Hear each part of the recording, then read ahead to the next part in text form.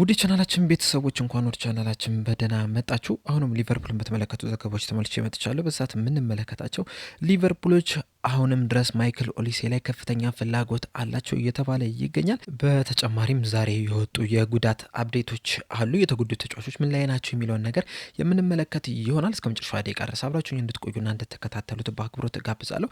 ሰብስክራይብ፣ ላይክ፣ ሼር እያደርጋችሁም የቻናሉ ቤተሰብ እንድትሆኑም በአክብሮት እጠይቃለሁ። ወደ አዲሱ ቻናላችንም እየሄዳችሁ ሰብስክራይብ፣ ላይክ፣ ሼር እንድታደርጉልኝ በአክብሮት እጠይቃለሁ። አሁን በቀጥታ ወደ ያስኩላችሁ ጉዳዮች እገባለሁ። በመጀመሪያ የምንመለከተው በቅርቡ እንግዲህ በተለያዩ አጋጣሚዎች የሊቨርፑል ተጫዋቾች በጉዳት ምክንያት ከጨዋታ እየራቁ ይገኛሉና ዛሬ እንግዲህ በተለያዩ ተጫዋቾች ዙሪያ የወጡ አፕዴቶች አሉ። እሱን የምንመለከት ይሆናል።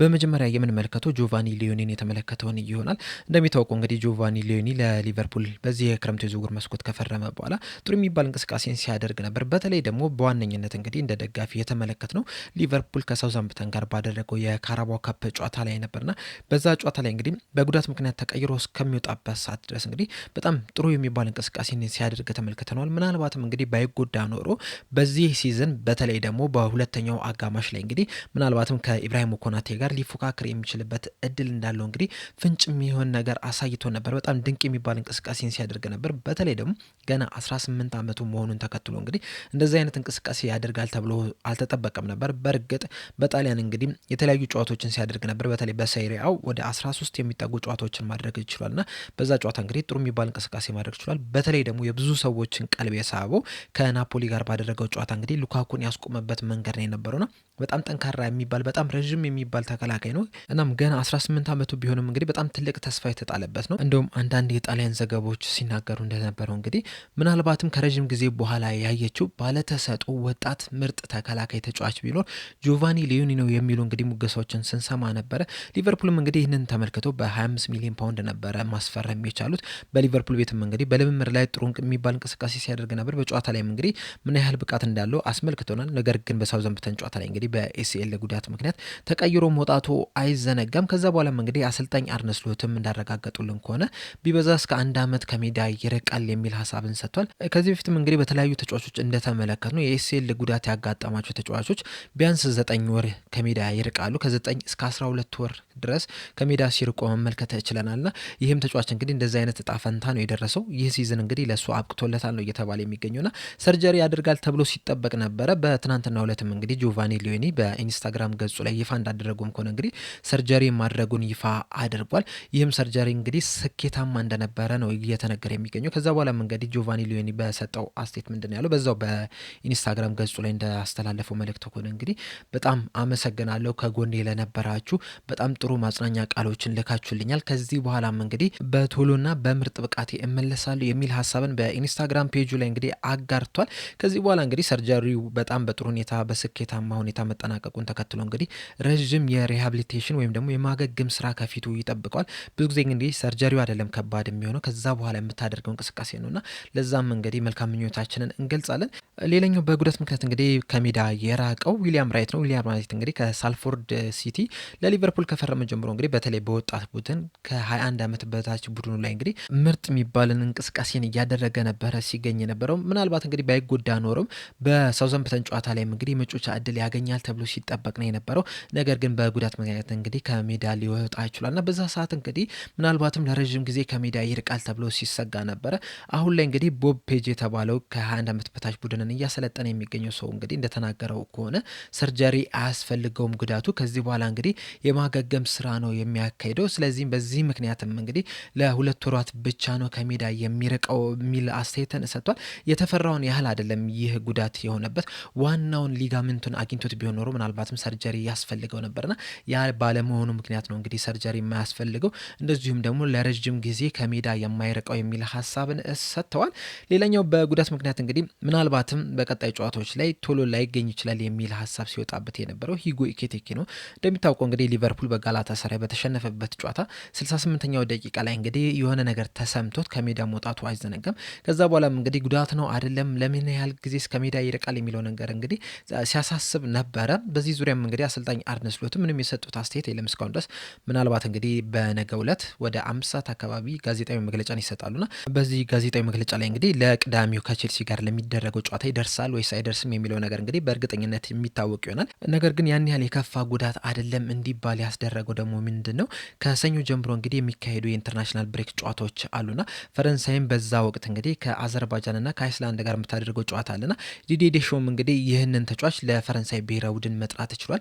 በዚህ ምክንያትም እንግዲህ የከፋ ጉዳት አይደለም የሚለን ሀሳብ እያስነሳ ይገኛልና ምናልባትም በቼልሲ ጨዋታ ላይ እንግዲህ በቋሚነት ባይጀምር እንኳን ተቀይሮ የመግባት እድል አለው እየተባለ ይገኛል። ሌላኛው በጉዳት ምክንያት እንግዲህ ከሜዳ እየራቀ የሚገኘው ደግሞ አሊሰን ቤከር ነው። እንደሚታወቀው እንግዲህ አሊሰን ቤከር በክሪስታል ፓላስ ጨዋታ ላይ በጉዳት ምክንያት ተቀይሮ መውጣቱ አይዘነጋም። ከዛ በኋላም እንግዲህ የሃምስትሪንግ ጉዳት እንደሆነ የተለያዩ መረጃዎች እየተናገሩ ይገኛሉ። በዛሬው ዕለት እንግዲህ ዴቪድ ኦርስቲን እንደዘገበው ከሆነ ጉዳቱ ሃምስትሪንግ ነው፣ እናም ለ6 ሳምንታት ከሜዳ ይርቃል የሚል ሀሳብን ሰጥቷል።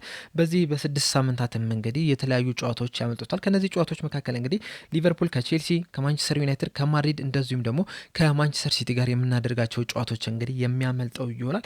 ይህ ነገር እንግዲህ ከአምናው ጋር ተመሳሳይ የሆነ ይመስለኛል። ምክንያቱም አምናም እንግዲህ ሪያል ማድሪድንና ማንቸስተር ሲቲን በተከታታይ ነበር ያገኘናቸው። እነዛ ጨዋታዎች ላይም እንግዲህ አሊሰን ቤከር በጉዳት ምክንያት መሰለፍ አልቻለም። ይህም ብቻ ሳይሆን እንግዲህ ባለፈው ሲዝንም በሚጎዳበት ሰዓት የተጎዳው የክሪስታል ፓላስ ጨዋታ ላይ ነበረ። ዘንድሮም እንግዲህ በተመሳሳይ መልኩ በክሪስታል ፓላስ ጨዋታ ላይ ነው የተጎዳው። እንደውም የምታስታውሱት ከሆነ ባለፈው ሲዝን ላይ በክሪስታል ፓላስ ጨዋታ ተጎድቶ ሲወጣ ኬለኸርም በህመም ምክንያት ወደ ጨዋታው ባለመሄዱ ምክንያት እንግዲህ ጃሮስ ነበረ ተቀይሮ መግባት የቻለውና ጨዋታ ያደረገው እንደውም ጥሩ የሚባል እንቅስቃሴ ማድረግ ችሎ ነበረ።